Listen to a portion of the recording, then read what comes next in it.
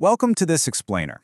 Look, if you or someone you love has ever experienced the physical discomfort or, let's be honest, the quiet, often totally hidden social disruption of a gut disorder, I really want you to know you're not alone. Today, we're taking a fascinating journey straight through the human body to decode gastrointestinal disease. We're going to break down the actual science of what goes wrong, why it happens, and exactly how modern medicine and diet are fighting back.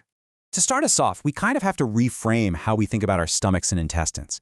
I want you to picture the human GI tract not just as some simple tube, but as a highly vulnerable, incredibly complex ecosystem. It's literally constantly battling to maintain this delicate balance between absorbing life-sustaining nutrients on one hand and keeping out harmful pathogens on the other. It's like a border patrol, a chemical processing plant, and a neurological hub all rolled into one. And because it's doing so much heavy lifting, well, it's remarkably susceptible to going off script. Okay, let's dive into this, because the sheer scale of the problem is just staggering. Up to 11 to 21% of people worldwide are affected by just one functional disorder, irritable bowel syndrome, or IBS. Think about that for a second. Up to a fifth of the global population is dealing with disrupted motility and abdominal pain from just one specific condition on the GI spectrum. That alone really proves just how absolutely crucial it is that we understand this ecosystem. So, here's our roadmap for today. We'll be covering the burden of GI disease, mechanisms of the gut, irritable versus inflamed, a global shift, diet as therapy, and finally, medical management and beyond. Jumping right into Section 1, the burden of GI disease, and really understanding the massive scale of the problem. We're up against a genuinely huge spectrum of GI disorders. This ranges from upper tract issues like GERD and peptic ulcer disease, which are often driven by things like H. pylori infections or NSAID painkiller use, all the way down to functional lower bowel issues like chronic diarrhea and constipation. But it also encompasses systemic whole-body inflammatory conditions like IBD, and major organ failures like what we see in chronic liver disease and viral hepatitis. The GI tract is a massive system, so the list of potential malfunctions is, you guessed it, equally massive. Moving to Section 2, mechanisms of the gut, or basically why things go wrong in the first place. To solve these medical mysteries, we can't just look at high-level symptoms like a stomach ache. We've got to zoom in microscopically to see the specific cellular and bacterial failures taking place. Now, what's really interesting about this slide is the direct, honestly mind-blowing connection between the gut and the brain. See, we have trillions of bacteria in our gut. When that microbiota falls into an imbalance, a state doctors call dysbiosis, it kicks off this low-grade inflammation. And this inflammation doesn't just quietly stay in the gut tissue. It actively releases inflammatory mediators that alter the function of your enteric nervous system. This creates something called visceral hypersensitivity. Basically, an altered gut microbiome can actually change how your brain perceives pain, making totally normal digestion feel incredibly painful. Let's look at another mechanism, using a symptom we're all familiar with. Diarrhea. From a strict medical standpoint, diarrhea isn't just one single thing. It's actually a result of distinct cellular failures. For instance, in a secretory mechanism, bacterial toxins literally force your intestinal cells to dump water and electrolytes straight into the gut. Then you have an osmotic mechanism, where you've ingested poorly absorbed solutes that act like a giant sponge, pulling water into the bowel. And lastly, in a motility mechanism, the transit time of food is either way too fast or way too slow, which disrupts normal absorption and can cause bacterial overgrowth. By identifying the exact cellular mechanism, doctors can actually target the root cause rather than just treating the symptom. Section 3. Irritable versus inflamed. Let's categorize the suspects. A massive part of the diagnostic detective work in gastroenterology is distinguishing between functional conditions and structural inflammatory conditions. Here we have the two heavyweights that get confused all the time, IBS and IBD.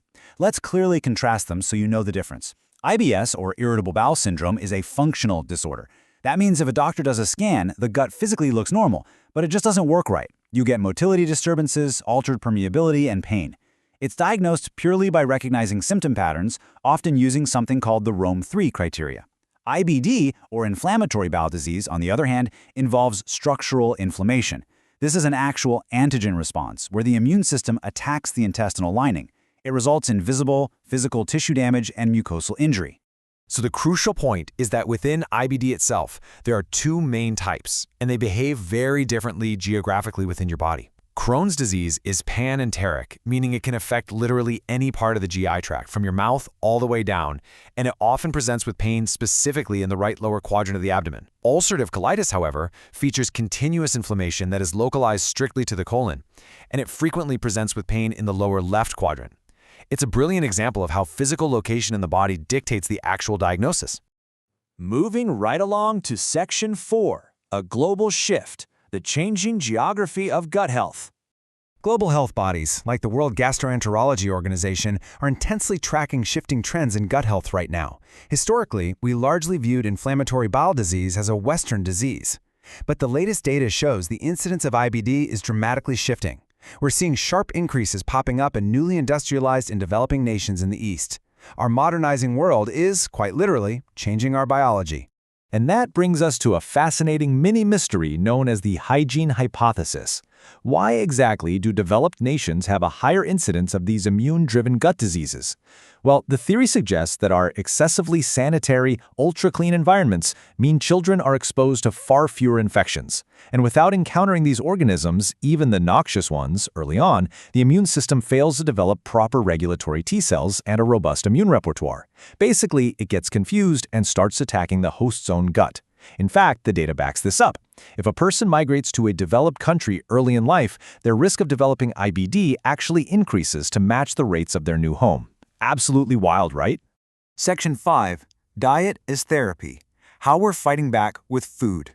So, knowing the environment plays such a huge role, how do we fix it? Well, history brilliantly illustrates the power of nutritional therapy. Back in the 1930s, a true pioneer named Willem Carol Dicke made the incredibly insightful observation that completely avoiding wheat transformed the dismal outcomes of children suffering from celiac disease. That historical discovery of the gluten-free diet totally paved the way for modern gastroenterology. It proved that simply removing specific dietary triggers could literally heal the gut. Fast forward to today, and we have the highly effective low FODMAP diet, which was developed through rigorous, groundbreaking research at Monash University. And let me be clear, this wasn't an overnight fad diet. It was a deep scientific journey. Step 1 was discovery, recognizing that certain indigestible sugars naturally ferment in the gut, which induces those acute IBS symptoms. Next came formulation. Scientists practically had to build from scratch a comprehensive database mapping out exactly which foods contain these specific sugars. And finally, implementation, creating a highly structured, three-phase diet to help patients collectively reduce these fermentable sugars and finally find massive relief from functional gut pain.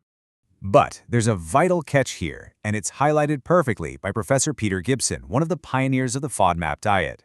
He specifically notes that, quote, specialist dietitians must deliver this diet to optimize outcomes and to mitigate the key risks of compromising nutritional adequacy.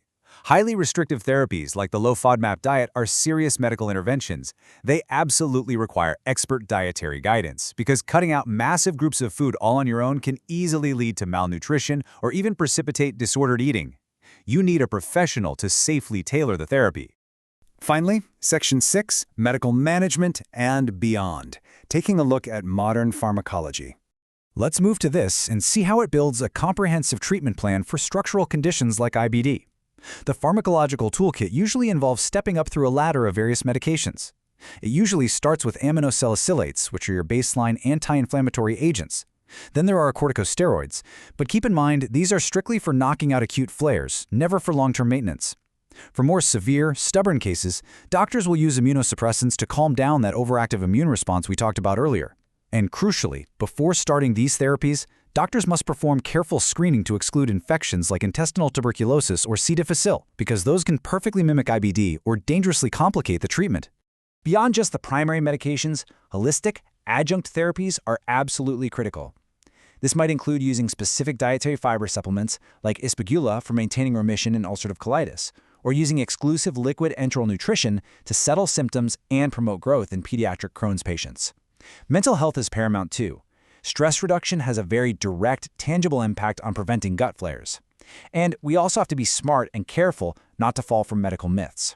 For instance, while it's tempting to think probiotics fix everything gut-related, clinical data actually shows that concurrent probiotics are considered completely ineffective when you're paired up with a low FODMAP therapy.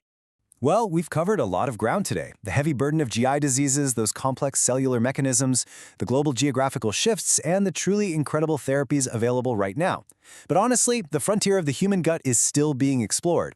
As science continues to map and even learns to manipulate our complex gut microbiome, what unseen diseases will we conquer next? I want to leave you pondering that thought. The potential of our internal ecosystems is just vast, and the discoveries are really just beginning. Thank you so much for joining me on this explainer, and as always, keep learning.